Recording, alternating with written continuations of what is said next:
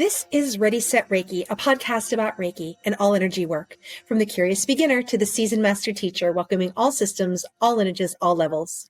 Reiki is a journey and not a destination. And on this Ready, Set, Reiki journey, I refer to myself as a guide rather than host, as I too am traveling, learning, and supporting others on this journey as well. And with that said, I am your guide, Tracy Seawright, and this is Ready, Set, Reiki. Hello, Reiki family, and Reiki blessings to one and all. Another Reiki journey. What an honor and privilege to be your guide, to show you another way to look at things and to bring on other wonderful Reiki practitioners, master teachers, and those in the energy world. But first, I want to talk to you about Reiki Business Collective. Now, Christian Standing Stone has a beautiful Facebook book that he has a group that does sharing, supporting, and serving. It costs you nothing to come on to join this community. Now, you can be active or you can be a curious observer here. So a beautiful community where we rise each other up, support each other. And I want you to know that you are never alone in this journey. You don't have to be on an island, that we have a beautiful support system out here. And when one of us succeeds, we all succeed. So if you are that curious beginner or that seasoned master teacher, this is the place that you can land and be a part of a community. So let's get back to our journey here. So I want to bring on someone who's amazing and wonderful, magical, Dr. Leslie Wester. Now, she is a Reiki master, Reiki teacher, brainspotting practitioner, yoga teacher, love her already, meditation and self-care guide, and overall unicorn, one of my favorite things as a child. Now, she was first introduced to Reiki in the early 2000s when her mother became a Reiki master and began sharing this universal energy with her. Now, in 2018, she received her first and second attunement with a Zui Reiki and began practicing on friends, families, and animals. In 2025, she received a calling to finish her master training and then Reiki teacher training and started healing unicorn to share with these services with the public. So let's give a warm Ready, Set, Reiki welcome. Hi, Tracy. welcome, friends, to Ready, Set, Reiki. Thank you so much. I'm so honored to be here. And I love that you did the highlight on the Reiki Business Collective. I'm a member. Love that group. Right. And you don't have to have a business to be a part of that community. Every level, even if you're just curious and like, I don't know, I want to dip my toe in the water and I want to check out some things, it's a great place to begin your journey. So you're never alone. So I told our listeners just a little bit about you. So tell us about you. Well, hi, I am Dr. Leslie Wester, newly doctor. I just finished earning my doctorate in education. So I'm excited about having the doctor in front of my name. I live in the near northwest suburbs of Chicago, Illinois. I live here with my husband, my 11-year-old kiddo, our 2 dogs. I am a full-time mental health practitioner at a community college, which is also where I got some of my brain spotting. And I incorporate yoga and Reiki wherever I can there. But then I also do that on the side where that's how I find kind of my calmness, right? Being able to teach yoga, being able to provide and share Reiki with folks. And it's so fun. And I love it so much. Beautiful. And congratulations on the doctor. I mean, this is huge. So my background as an elementary teacher, I know how huge that is. So kudos to you for that. Well done. I love it. So Reiki energy, we told a little bit about how magical it is that you had a mom that was into this, right? Because many people who've come on to the podcast, you know, their family like, what are you doing? But you actually had a really wonderful support system. So tell me, did Reiki find you or did you find Reiki? I think it's a little bit of both, right? So I was fortunate enough that when I was in young adulthood, my mom was introduced to Reiki and she did her first few attunements and became a Reiki master.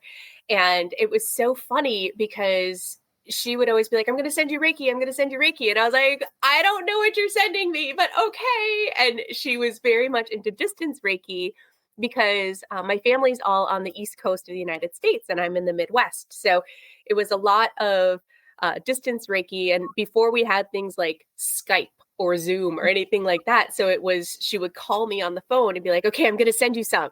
And then she would hang up. And because she didn't want to have any electricity near her when she would provide Reiki. And then she would call me. She's like, did you feel it? And it was just this thing. I always would imagine, because I grew up in the 80s, like the Care Bear movie. I don't know if you remember that as a kid, but Care Bears would like share their energy with that Care Bear share. I always imagined that's what my mom was doing. Like that was Reiki energy, right? The Care Bears really introduced me to it as a kiddo. And then when my mom would share Reiki with me, that's how I was imagining it. I was like, oh, well, it's just a Care Bear. I love it. I love it. Beautiful. So mom's been a part of this journey. You've been blessed to have these experiences of distant Reiki and the energy. And as you are now a master teacher and you stand back in your journey here, what are you finding are some misconceptions that people come to you or tell you about with Reiki? I mean, it's fascinating what folks think or those misconceptions that are out there because there's so many. I think one of the ones that I love the most is that you have to believe in it for it to work. I think that's the biggest misconception. So my favorite thing is when someone who's skeptical wants, like, they're like, okay, I heard about this, but come on, Les, like, is that really, is that doing anything? And I'll be like, well, let's do a quick session.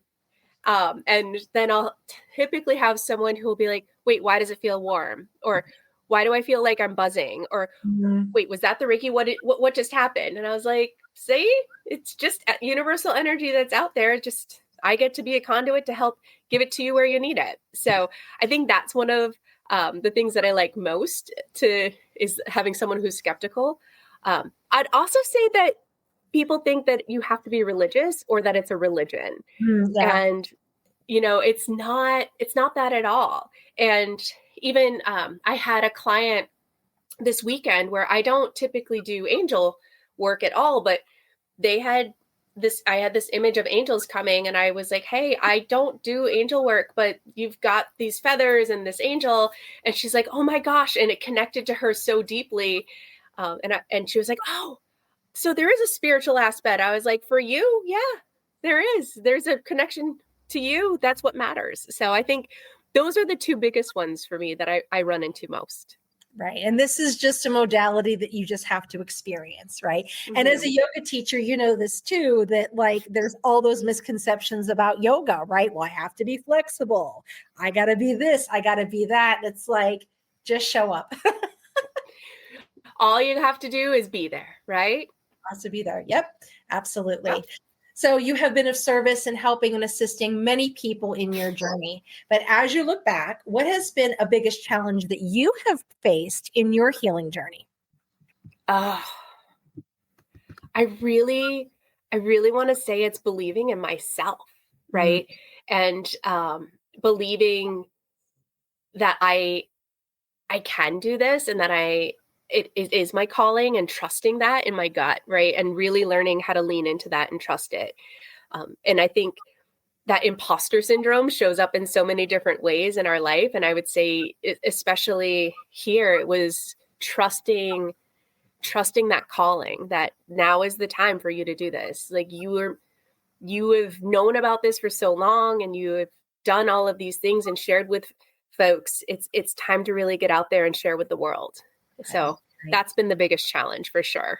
Right. And probably with the background in education, I always looked at it like, okay, well, I spent 4 years in college. I need to spend that equivalent of time, whether it's in yoga or in Reiki, to really master it. And so it's easy to get into that imposter syndrome, but like you're always trying to be better. I think because we're always evaluated, right? We're always critiqued So we Oh, have yeah. that mindset of we need to be better. What more could I do? So I think it's very rare. Like I walk away, whether it's Reiki or it's yoga, I could have done better. And no Well, matter and hurt, yeah. comparison is the thief of joy. Like Yeah. that is one of my mantras right now in life, because I'm the best version of me there is. So why would I compare myself to what someone else is doing or how someone Right. else is doing it, right? Right. Folks are coming to me and being drawn to me for a reason. I need to trust that and know that that's what they need and what I need too. Sure. And one of the things too, and you may have experienced in yoga, when you get to a certain point, the expectation is you need to have your own studio, you need to have your own space, you need to do all these things. And here in El Paso, it's been so difficult to find that commercial property that's just right. But all of these blockages came from that. But yet the things online and me going to these places were so effortless that I had to really stop and think, I don't think the energy wants me to have this one spot. You know, I even turned my Jeep into Beep Beep the Yoga Jeep where I come to you. And so you have to kind of I not love look. You have to look at somebody else, right? So that like, hey, they're doing this, but this is my path that's different. I'm meant to just go out there instead of being in one spot. So to be open to these opportunities, even though it may not be something you expected, or maybe you had hoped, maybe something even better is on the horizon. Yeah, and it leaning into that, right? Trusting the process, leaning into it, and it's so hard, but it's so worth it, right? Once you get there. Beautiful. So mom being that Reiki practitioner, master, you know, as she was helping and giving you Reiki and blessing you with Reiki, as you are going through life, and if you get an energetic tune up, or you can use your mom as an example, what are some qualities that you look for in a Reiki practitioner, Reiki teacher, or even like an energy worker? You know, that's something I really hadn't been consciously aware that I did, right? I just always seem to be drawn to certain folks. So when I reflect on it, I think it's just matching energies, and not necessarily matching my energy, but matching the energy that I need in that moment. Right. Right. So sometimes I need something that's way more grounding than I am. So I'll connect to that. And I don't necessarily realize I'm seeking it out. It just sort of happens. So again, so it's trusting that intuition and leading into it. And then sometimes there's just this whole, whoa, you're an amazing person, but this is not what I need right now. So no offense, but I'll refer some folks to you, but this is not good for me. Sure. So I think it's, kind of really feeling those things out. Right, right. You got to really listen. If it doesn't feel right, don't do it. Even if they have all the credentials, it really is that connection, that you feel. Yeah, Yeah. very good.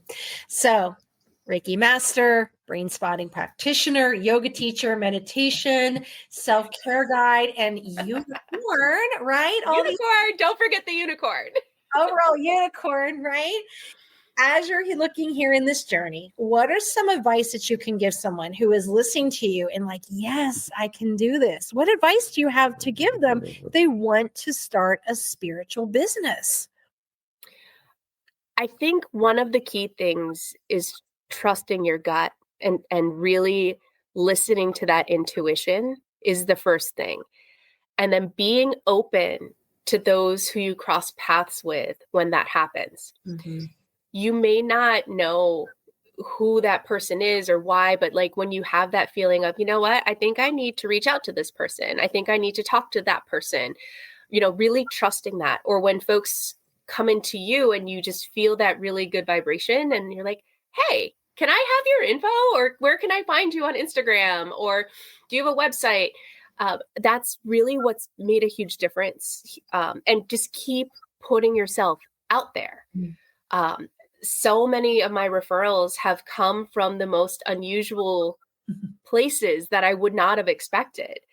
And then you get yourself out there and then you get more referrals and more referrals. And it just kind of snowballs because you trusted yourself to plant all of those seeds. And sometimes it takes a long time, right? but trusting yourself throughout that journey and being your true authentic self throughout it, I think that's really, really key. Right.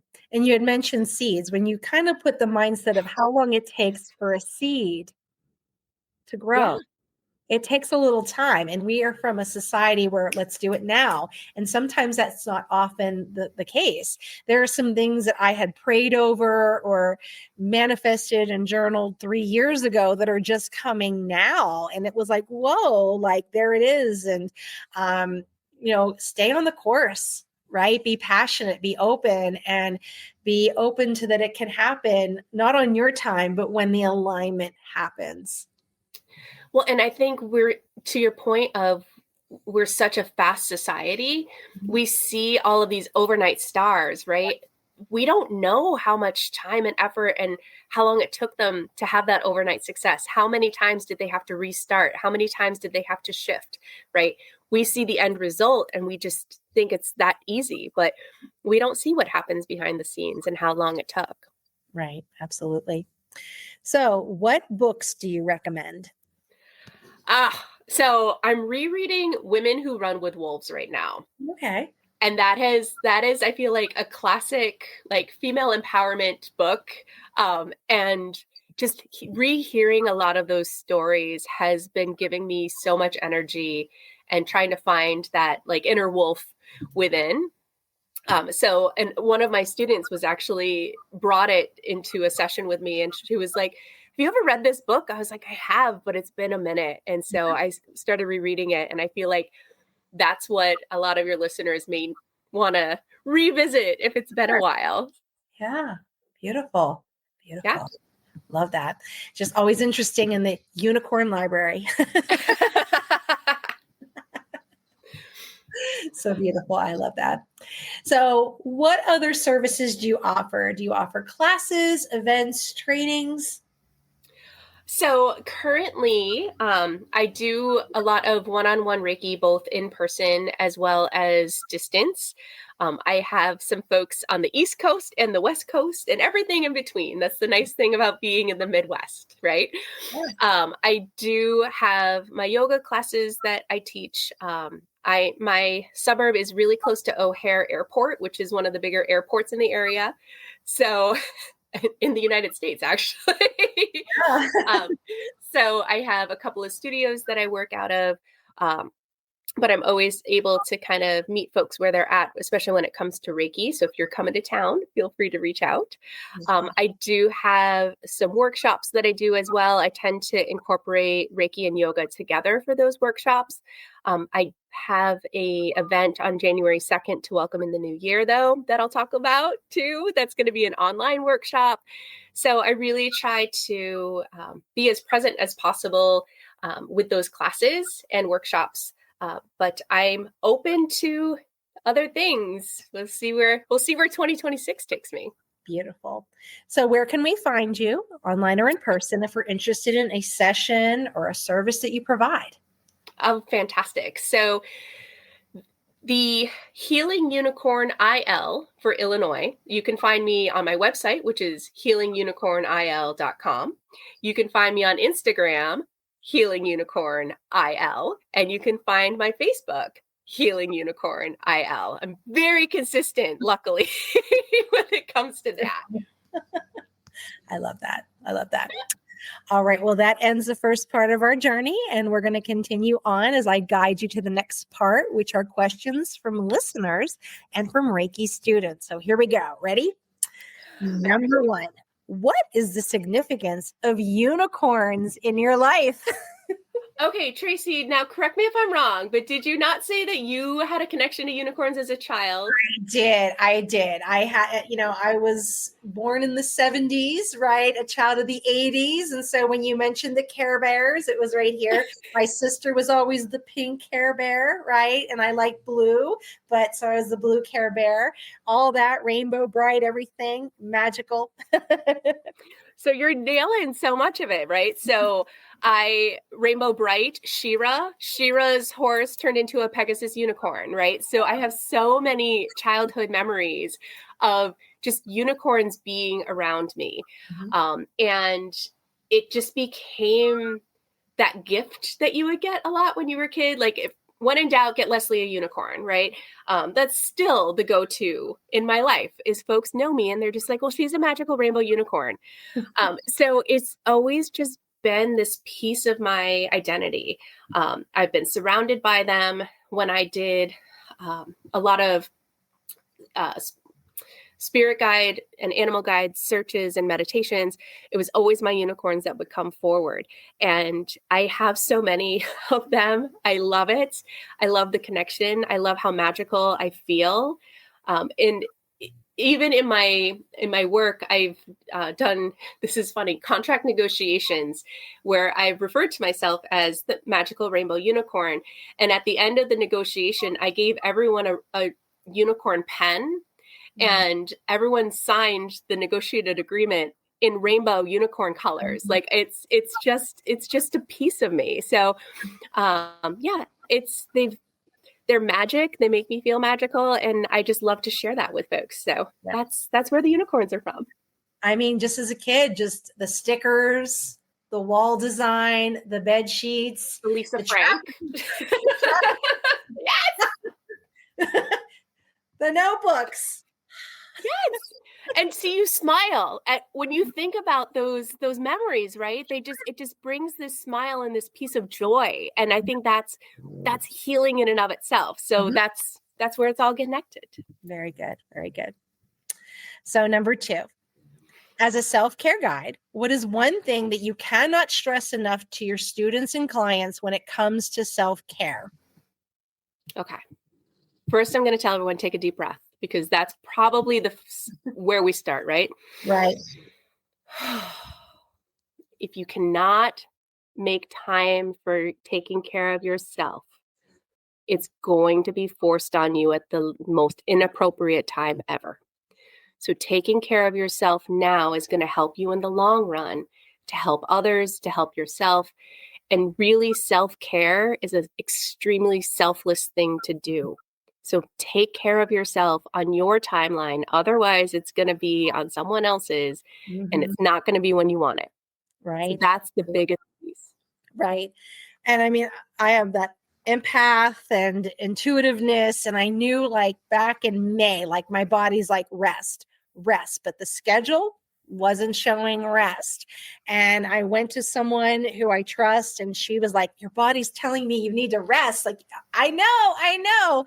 And continuing on. And I thought, if I just push through these things and get to September, well, lo and behold, in August, I ended up getting COVID for the first time. It's like, oh no, now I'm going to cancel some things because I got it. I got the message here. And it was one thing after another. It was like COVID. It was a sinus infection, bronchitis, you name it. And I'm like, yeah, I get it. I'm listening. So, yep, self-care is so important. You know, we know that as teachers, we know that as yoga teachers, we know that as Reiki masters here, that it's so important. But sometimes we don't take our own advice, even though, and here's the interesting thing. I had an article that was published, Reiki for burnout. I love it. I knew it was coming. Like, the train could not be any louder. Yeah. I was like, I still got this to do. I can keep going. It's like, and the other thing is, you don't have to take a week-long break to take care of yourself, right? Yeah. You could take those little snippets here and there, and they build up and make a difference. Right. And I was just like, I got to take something off the plate. And I was taking some of the yoga off, and some things where I was driving all over the place. And like, I need that reset. It's so important having that time. All right. Well, number 3, can you give me an example of how brain spotting practitioners can help somebody with anxiety? I would love to. Are you open to being a part of the example? Sure. Okay, I love it. Okay, so brain spotting is this great therapeutic technique that helps us get into the subcortical parts of our brain. And instead of being like rapid eye movement, like some other modalities, we're really fixating on a certain spot and allowing and trusting our brain to heal itself. So when we're working with folks, a lot of times stuff is really stuck, really deep, really old stuff that gets stuck, and there's a lot of somatics involved. So one thing that we can do to help with our anxiety is something called resource spotting. So when we resource spot, what I invite you to do is I want you to scan your body from your head all the way down to your toes. And I want you to see if you can find a spot that feels calm, that feels, grounded, and really focusing on that area. Do you have that area? I do. Okay, awesome. So I want you to just focus on that area. And it could be, for listeners, it could be your earlobe. It could be your toe, right? It doesn't have to be a big area. And I want you to just breathe into that area and focus on that area. And just keep slowly breathing in and breathing out, focusing on that calm area. And as you're focusing on that calm feeling in your body, noticing, how do you feel across your body? How do you feel inside? How do you feel on the outside? And really just knowing that that is a safe and grounding and calming place that you can always go to, no matter what you're experiencing. And just being mindful and being present and connecting to that body spot can really make a difference in the moment, in your day, and you can carry it with you whenever you start to feel overwhelmed. And that is one of our ways that we can resource. Thank you. How do you feel, Tracy? Good. I connected with my heart. I guess it's just the yoga teacher. Always. Heart, right there in the area, thymus gland, right? Vagus nerve. Yeah. Well, and it's funny, I mentioned the earlobe. There's times that's the only calm spot on my body I can find. Right.